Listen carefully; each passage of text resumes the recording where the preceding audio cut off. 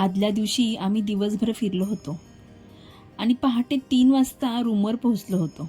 शरीर खूप थकलेलं होतं, पण मन मात्र गिरनार यात्रेसाठी उत्सुक होतं. सकाळी साधारण 6 वाजता उठलो, आवराआवरी केली, गरमागरम चहा घेतला आणि गिरनारच्या दिशेने निघालो. सुरुवातीलाच हनुमान मंदिरात दर्शन घेतलं आणि पाया पडलो. तिथे आजूबाजूला खूप माकडांचं दर्शन देखील झालं. तेव्हा कुठे माहीत होतं की पुढे या माकडांशी आमची गाठ पडणार आहे ते. गिरनारकडे पाहिलं की मनात एक विचार आला की आपण हा डोंगर चढू शकू का, किंवा आपल्याला ह्या पायऱ्या चढायला जमेल का. बरं, त्याआधी एक महत्त्वाची गोष्ट तुम्हाला सांगते. आम्हाला देखील ही गोष्ट तिथे गेल्यावरती समजली की गिरनार यात्रेसाठी रजिस्ट्रेशन करावं लागतं. आधार कार्डने तुमच्यासोबत किती जण आहेत याची नोंद गुजरात पोलिसांकडे करावी लागते. आम्हाला याची कल्पना नव्हती, त्यामुळे रजिस्ट्रेशन करण्यात जवळपास आमचा 1 तास गेला. अखेर साधारण 8:30 वाजता आमची चढाई सुरू झाली. पण माझ्यासाठी हा फक्त प्रवास नव्हता. गिरनारच्या चढाईचं जे मी स्वप्न पाहिलं होतं ते आज सत्यात उतरते. त्यामुळे त्या क्षणाचा आनंद शब्दात सांगणं खरंच खूप कठीण आहे. आणि खरं सांगायचं तर ना, मी नवस पण केला होता की मला गिरनार अनवाणी चढायचं आहे म्हणून. ज्या वेळेला मला स्वप्न पडलं होतं त्याचवेळी माझ्या मनात आलं होतं. आणि मी माझ्या कुटुंबासाठी आणि माझ्या स्वतःसाठी पण, असं माहीत नाही का, पण मला खूप इच्छा होती की मला अनवाणी गिरनार चढायचं आहे म्हणून. आणि खरं तर मी ही गोष्ट माझ्या मैत्रिणींना देखील नव्हती सांगितली, कारण की अनवाणी चढणं 10,000 पायऱ्या ही तर माझ्यासाठी खरंच खूप धाडसाची गोष्ट होती किंवा कठीण होतं माझ्यासाठी. पण माहीत नाही त्यावेळेला ते धाडस माझ्यामध्ये कुठून आलं ते. आणि मी सुरुवात केली अनवाणी चढायला. पहिल्यांदा मी 2 पायऱ्या ज्या होत्या स्टार्टिंगच्या ते मी चप्पल घालून चढली, पण नंतर मनाला कुठेतरी असं वाटायला लागलं की नाही, माझं काहीतरी चुकतं आहे. आणि त्यामुळे मग मी ती चप्पल जी होती ती माझ्या पिशवीत प्लॅस्टिकच्या बॅगेत काढून घेतली आणि मी अनवाणी डोंगर चढायला सुरुवात केली. पण कदाचित तीच दत्तगुरूंची कृपा असावी आणि त्यांची इच्छा देखील असावी. एवढ्या हजारो पायऱ्या मी अनवाणी चालले, पण खरंच माझ्या पायाला एक खडाही नाही लागला, की पायाला कुठल्या प्रकारची जखम देखील झाली नाही. आम्ही 6 जणी होतो, त्यातल्या आम्ही 3 जणी पुढे निघालो आणि बाकीचे मागून आपापल्या गतीने येत होते. चढताना काही वेळातच पावसाच्या सरी सुरू झाल्या. काही दाट धुकंही पसरलं. कधी पाऊस, कधी धुकं, समोरचे मोठमोठे दगड आणि खडकाळ वाट. काही वेळा तर धुकं इतकं दाट होतं की पुढच्या पायऱ्यांची नीट वाटही दिसत नव्हती. त्या वातावरणात गिरनार आणखीनच भव्य आणि गूढ वाटत होता. आणि पुन्हा मनात आलं, कदाचित हा डोंगर आपल्याला काहीतरी सांगत असेल. आजूबाजूला खूप भाविक होते. कुणाची ओळख नसली तरी सगळे एकाच श्रद्धेने पुढे जात होते. प्रत्येक थोड्या अंतराने आम्ही एकमेकींना विचारायचो, आत्ता अजून किती पायऱ्या राहिल्या असतील गं. 5,000 पायऱ्या पूर्ण झाल्यावर एका ठिकाणी दर्शन घेतलं अंबेमातेचं. इथे अंबेमातेचं मंदिर आहे आणि वाटेतच आम्ही चहा देखील घेतला. बरं, इथे एक गोष्ट मला सांगावीशी वाटते की गिरनारवर काही वस्तू आपल्याला महाग वाटतात, पण चढताना मला त्यांची एक वेगळीच बाजू प्रत्यक्ष पाहायला मिळाली होती. आम्ही गॅसचे भरलेले सिलेंडर, पाण्याच्या बाटल्यांचे बॉक्स, फ्रुटीचे बॉक्स आणि इतर सामान माणसं स्वतःच्या अंगावर घेऊन वर नेताना पाहिलं. आपण रिकाम्या हाताने चढताना एवढं दमतो, मग एवढं वजन घेऊन त्या पायऱ्या चढणं किती कठीण असेल. आम्ही डोलीमध्ये भाविकांना बसून वर घेऊन जाणारे लोकही पाहिले. हे सगळं पाहिल्यावर खरंच जाणवलं, आपण फक्त 1 दिवस गिरनार चढतोय, पण या लोकांच्या कामाचा हा रोजचा भाग असू शकतो. त्यांचं रोजचं रुटीन किती असतं याचा माझा अभ्यास नाही, पण मी जे डोळ्यांनी पाहिलं ना, त्यांनी त्यांच्या कष्टाची जाणीव नक्की झाली. म्हणून वर वस्तू महाग वाटल्या तरी एकदा विचार करायला हवा, ही वस्तू इथपर्यंत पोहोचली कशी असेल. कारण त्या एका बाटली मागे, त्या एका बॉक्स मागे, त्या एका सिलेंडर मागे कोणाचं तरी श्रम आणि मेहनत खूप आहे. माझं तरी एक वैयक्तिक मत असं आहे की किंमत जास्त वाटणं साहजिक आहे आणि आपल्या बजेटनुसार वस्तू घ्यायची की नाही हा आपला निर्णय आहे. पण प्रत्येकाच्या कष्टाचं चीज होणं हे देखील तितकंच गरजेचं आहे. बरं, प्रवास करत असताना गिरनारचा आम्हाला तिथलेच एक स्थायिक गृहस्थ भेटले होते. असं एक क्षण वाटलं की दत्तगुरूंनी या व्यक्तीला आमच्यासोबतच पाठवलं की काय. नंतर आमची चुकामुक थोडी झाली, पण आमचा प्रवास सुरूच राहिला. आणि मग आली तर खरी कसोटी, चढणं, थांबणं आणि पुन्हा चढणं. माझं ऑपरेशन झालं असल्यामुळे मनात प्रश्न होता की मला हे जमेल का. पण त्या दिवशी मला एक गोष्ट समजलीच, मनामध्ये जर इच्छाशक्ती प्रबळ असेल ना, तर आपण आपल्या कल्पनेपेक्षाही खूप काही करू शकतो. गिरनारच्या वाटेतच आम्हाला एक काका भेटले. ते भाविकांना मोफत पाणी देत होते. त्या क्षणी एका बाटली पाण्याची किंमत काय असते ते अक्षरशः जाणवलं, कारण चढताना पाण्याचा प्रत्येक घोट अमूल्य वाटत होता. त्या काकांनी दिलेलं पाणी कदाचित त्यांच्यासाठी छोटीशी गोष्ट असेल, पण आमच्यासाठी त्या क्षणी ती खूप मोठी माणुसकी होती. तेव्हा जाणवलं, देव फक्त मंदिरात नसतो, कधी कधी तो अशाच माणसांच्या रूपाने आपल्या वाटेत येतो. गिरनारच्या पायऱ्या चढताना वाटेत एक खूप सुंदर मंदिर लागलं. मंदिराचं बांधकाम खूप मोठं आणि देखणं होतं, पण सगळ्यात जास्त लक्ष वेधून घेत होतं ते म्हणजे त्याचं अतिशय बारीक आणि नाजूक कोरीवकाम. खरंच ते कोरीवकाम पाहताना अक्षरशः डोळे सुखावले.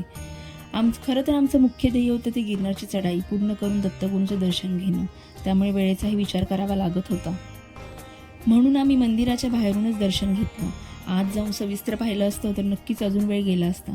पण खरं सांगायचं तर कधी कधी एखाद्या सुंदर वास्तूकडे 2 क्षण शांतपणे पाहणं, तिचं बारकाईने केलेलं काम अनुभवणे हे देखील त्या प्रवासाचाच एक सुंदर भाग असतो. त्या मंदिराचं ते अप्रतिम कोरीवकाम आजही माझ्या डोळ्यासमोर आहे.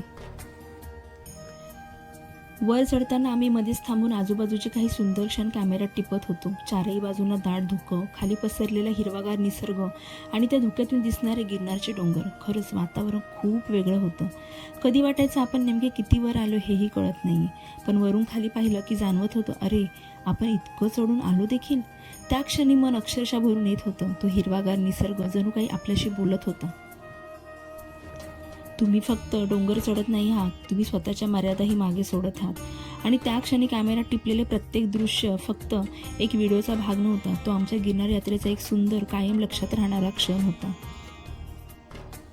आजूबाजूला प्रचंड वारा होता, दाट धुकं होतं. कधी कधी तर इतकं धुकं असायचं की आजूबाजूचं काहीच नीट दिसत नव्हतं. पण तरीही आम्ही एकमेकींचा आधार घेत सावकाश का होईना पुढची वाट चालत होतो. प्रत्येक पायरीसोबत थकवा जाणवत होता, पण त्याचवेळी मनात श्रद्धा आणखी वाढत होती. शरीर थकत होतं, पण दत्तगुरूंच्या दर्शनाची इच्छा आम्हाला पुढे नेत होती. आणि खरंच त्या दिवशी जाणवलं, कधी कधी शरीराची ताकद संपते, पण श्रद्धा माणसाला पुढे चालवत राहते. एवढ्या दाट धुक्यामध्ये देखील आजूबाजूला भाविकांचा उत्साह खूप होता. कोणी जय दत्तगुरू, कोणी जय गिरनारी म्हणत पुढे जात होतं, तर कोणी दर्शनाच्या ओढीने पायऱ्या चढत होतं. येता जाता वेगवेगळे वाटसरू भेटत होते आणि प्रत्येकाच्या चेहऱ्यावर एकच भावना दिसत होती, दत्तगुरूंच्या दर्शनाची ओढ. खरं सांगायचं तर तिथे येणाऱ्या जाणाऱ्या भाविकांच्या सांगण्यावरून पायऱ्यांचा नेमका आकडा मला सांगता येणार नाही. 7,000 पायऱ्या चढल्यानंतर माझ्या मते अंदाजाने चढाई उतरायचं मिळून हा पल्ला जवळपास 3,000 पायऱ्यांचा उरतो. म्हणजे आधी चढायचं, मध्ये काही पायऱ्या उतरायच्या आणि पुन्हा चढायचं. त्यामुळे शरीराची खरी कसोटी लागते. या सगळ्या चढ उतारानंतर अचानक समोर दत्तगुरूंची कमान दिसली आणि त्या क्षणी जाणवलं, बस आता आपण दत्तगुरूंच्या मंदिराच्या अगदी जवळ आलो. तो क्षण खरं शब्दात सांगता नाही येणार. एवढा पल्ला पार करून, इतक्या चढ उतारातून येऊन जेव्हा दत्तगुरूंची कमान डोळ्यासमोर दिसली ना, क्षणभर डोळ्यात पाणी आलं. मनात फक्त एकच भावना होती, इतका प्रवास करून शेवटी आपण इथे पोहोचलो. आता दत्तगुरूंचं दर्शन अगदी समोर आहे. कमान दिसल्यानंतर त्या क्षणी झालेला आनंद हा कॅमेऱ्यात टिपता येतो, पण खरं सांगू का, तो आनंद शब्दात मांडता येत नाही. इतका आनंद झाला होता आणि डोळे तर एवढे पाणावले होते की काय सांगू. इतका वेळ चालत होतो, पाय दुखत होते, शरीर थकलं होतं, पण ती कमान दिसता सगळा थकवा जणू एका क्षणात कुठेतरी नाहीसा झाला. मनात फक्त एकच भावना होती, दत्तगुरू आम्ही आलो तुमच्या दर्शनासाठी. एवढा पल्ला पार करून शेवटी तुमच्या दारापर्यंत पोहोचलो. डोळ्यात तर आनंदाश्रू आलेच होते, पण मन अगदी भरून आलं होतं. तो आनंद ना जिंकलेल्याचा शिखराचा होता, ना फक्त प्रवास पूर्ण केल्याचा. तो होता श्रद्धा मनात ठेवून निघालो आणि दत्तगुरूंच्या दारापर्यंत पोहोचलो. त्या क्षणी खरंच जाणवलं, दत्तगुरूंनी बोलावलं होतं म्हणूनच आपण इथपर्यंत पोहोचलो. वरून मागे वळून खाली पाहिलं आणि अक्षरशः तोंडून निघालं, बापरे आपण खरंच एवढं वर आलोय. खाली पसरलेला तो हिरवागार निसर्ग आणि दिसणाऱ्या लहानशा पायऱ्या पाहून क्षणभर स्वतःवरच विश्वास बसत नव्हता. उतरताना मात्र आमची खरी कसोटी सुरू झाली. पाय दुखत होते, शरीर पूर्ण थकलं होतं आणि ओल्या पायऱ्यांमुळे प्रत्येक पाऊल जपून टाकावं लागत होतं. तेव्हाच आम्हाला कोल्हापूरचे समाधान पाटील आणि श्रुती पाटील हे दाम्पत्य भेटलं. खरंच त्या क्षणी मनात आलं, दत्तगुरूंनीच आमच्यासाठी यांना पाठवलं असावं. उतरताना त्यांचा खूप आधार मिळाला. त्यांनी आमची खूप काळजी घेतली आणि त्यामुळे हा कठीण टप्पाही धीराने पार करता आला. पायऱ्या उतरताना मात्र गंमतच झाली. चढताना ज्या पायऱ्या एक एक करत पार केल्या होत्या, त्याच पायऱ्या उतरताना आमचा वेग चांगलाच वाढला. पण शेवटच्या माझ्या अंदाजे तरी 100-200 पायऱ्या तर अक्षरशः नकोशा वाटायला लागल्या होत्या. पाय दुखत होते, शरीर पूर्ण थकलं होतं, तरी मनात एकच होतं, आता थोडंच बाकी आहे, बस खाली पोहोचायचे. आणि त्या शेवटच्या पायऱ्या पार केल्यावर जो सुटकेचा आणि आनंदाचा श्वास घेतला ना, तोही एक वेगळाच अनुभव होता. वर जाताना श्रद्धेने पायऱ्या चढलो आणि खाली उतरताना समाधानाने प्रत्येक पायरी मागे सोडत होतो. उतरताना माकडांची मस्ती कॅमेऱ्यात टिपली, कधी एकमेकांशी खेळत होते, आणि त्यांचं ते छोटंसं जग पाहताना खरंच छान वाटत होतं. क्षणभर विचार आला, यांचं आयुष्य किती साधं आणि सुंदर आहे ना. ना उद्याची चिंता, ना कालचा हिशोब.